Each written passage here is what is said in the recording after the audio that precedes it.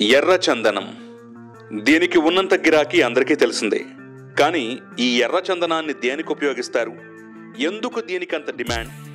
Smuggling చేసి దొరికినా కూడా ఎందుకు మళ్ళీ ఈ చెట్ల వైపే వారి దృష్టి? నిజంగా ఈ ఎర్ర చందనాన్ని మెడిసిన్స్ కోసం వాడతారా? ఇవన్నీ తెలుసుకోవాలంటే ఈ వీడియో మీరు పూర్తిగా చూడాల్సిందే. ముందుగా ఎర్ర చందనంకు ఆ పేరు ఎలా వచ్చిందనేది తెలుసుకుందాం. అసలుకైతే ఎర్ర చందనాన్ని చాలా పేర్లతో పిలుస్తారు. టెరోకార్పస్ శాంటిలైనస్ అన్నది దీని సైంటిఫిక్ పేరు. టెరో అనే గ్రీక్ వర్డ్కు వుడ్ అంటే కర్ర అని అర్థం. కార్పస్ అంటే పండు. దాని కాయ చాలా గట్టిగా ఉంటుంది. సాధారణంగా ఇది మొలకెత్తదు. అది మొక్క రావాలంటే సంవత్సరం పడుతుంది.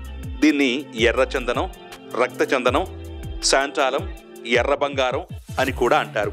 ఇది ఫ్యాబేసీ వర్గానికి చెందిన మొక్క. దీని దుంగ ఎర్రగా ఉండటం వల్ల ఎర్ర చందనం అంటారు.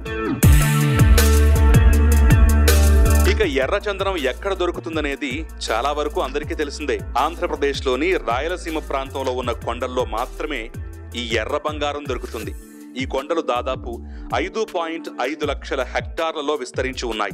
చిత్తూరు, నెల్లూరు, కడప, కర్నూలు జిల్లాలో విస్తరించిన శేషాచలం, వెలుగొండ, పాలకొండ, లక్కమల, నల్లమల్ల అడవులు తూర్పు కనుమల్లో ఉన్నాయి.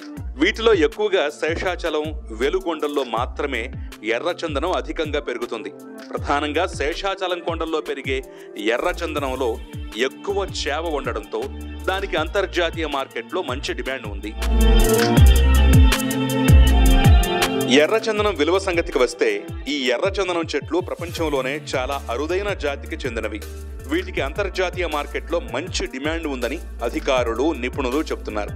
అయితే ఇంటర్నేషనల్ మార్కెట్లో డిమాండ్కి అనుగుణంగా ప్రతి సంవత్సరం ధర మారుతూ ఉంటుంది. ప్రస్తుతం A1 గ్రేడ్ ఎర్రచందనం కర్ర టన్ను 50 లక్షల వరకు ఉంటుంది. అసలు ఈ ఎర్రచందనం ఎందుకు వినియోగిస్తారంటే షాక్ అవ్వాల్సిందే. చైనా, జపాన్లలో వంటలలో వాడే పాత్రలు, గిన్నెలు కూడా ఎర్ర చందనంతో చేసినవి వాడుతుంటారు. మ్యూజికల్ ఇన్స్ట్రుమెంట్స్ ను తయారు చేస్తారు. చైనా, జపాన్తో పాటు రష్యా వాళ్ళు కూడా ఎర్ర చందనాన్ని కొంటూ ఉంటున్నారు. అందులో ఔషధ గుణాలు ఉంటాయి. వయాగ్రా, కాస్మెటిక్స్, ఫేస్ క్రీమ్స్ లాంటి వాటిలో వీటిని వాడతారు. అల్సర్స్ ను తగ్గించే గుణం, కిడ్నీ సమస్యలు, రక్తాన్ని శుద్ధి చేయడం వంటి లక్షణాలు ఎర్ర చందనంలో ఉంటాయి. ఎర్ర చందనానికి ఇంత డిమాండ్ ఉండటం వల్లే దానికోసం ఈ రేంజ్ లో స్మగ్లింగ్ చేస్తున్నారు. ఎన్నోసార్లు జైల్లో పడ్డా తగ్గేదేలే అన్నట్లు ఎర్రచందనాన్ని విదేశాలకు అక్రమంగా తరలిస్తున్నారు.